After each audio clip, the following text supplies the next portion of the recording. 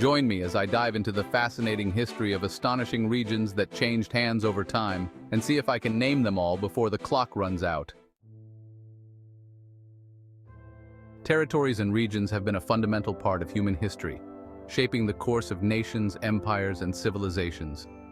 But have you ever stopped to think about the regions that have changed hands over time? The intrigue, the conflict, the impact on the people involved? It's a fascinating and complex topic that's often overlooked. When we talk about regions changing hands, we're not just talking about a simple transfer of ownership. We're talking about the clash of cultures, the rise and fall of empires, and the reshaping of the world as we know it. It's a story of power struggles, of wars won and lost, of treaties signed and broken. And it's a story that continues to this day. Think about it. When a region changes hands, entire communities are uprooted, traditions are lost, and new systems of government are imposed. It's a time of great uncertainty, and often, great upheaval. And yet, despite the challenges, these changes can also bring about new opportunities, new ideas, and new growth. In many cases, the changes are driven by conquest, by the desire for expansion and dominance. But in other cases, they're driven by diplomacy, by the desire for peace and cooperation. Either way, the results are often dramatic and far-reaching. Delving into the history of these changes is like uncovering a treasure trove of stories, each one more fascinating than the last. From the ancient empires of Greece and Rome to the modern-day borders of Europe and Asia, the transfer of power is a thread that runs throughout human history. Take, for example, the story of Hong Kong. For centuries, this small peninsula on the southeastern coast of China was a British colony, a hub of trade and commerce that played a vital role in the global economy. But in 1997, it was returned to China, marking the end of an era of British rule and the beginning of a new era of Chinese governance.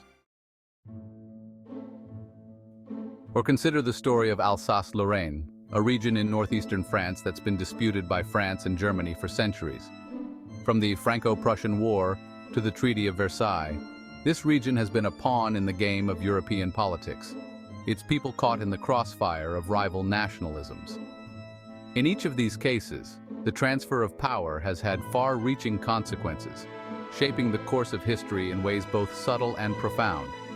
And in each case, the story is unique, a complex web of politics, culture, and human experience. That region is India. For centuries, India was the jewel in the crown of the British Empire, a vast and populous land that was prized for its resources, its people, and its strategic location. But as the empire began to decline, India became a focal point for nationalist movements, a symbol of resistance against colonial rule. In 1947, India finally gained its independence, but the transition was far from smooth. The country was divided into two separate nations, India and Pakistan, and the resulting conflict would claim millions of lives. It was a traumatic event that would shape the course of Indian history and have far-reaching consequences for the world. So what can we learn from the story of these astonishing regions? Perhaps most importantly, we can learn that the transfer of power is never a simple thing, but a complex and multifaceted process that involves the lives of millions of people.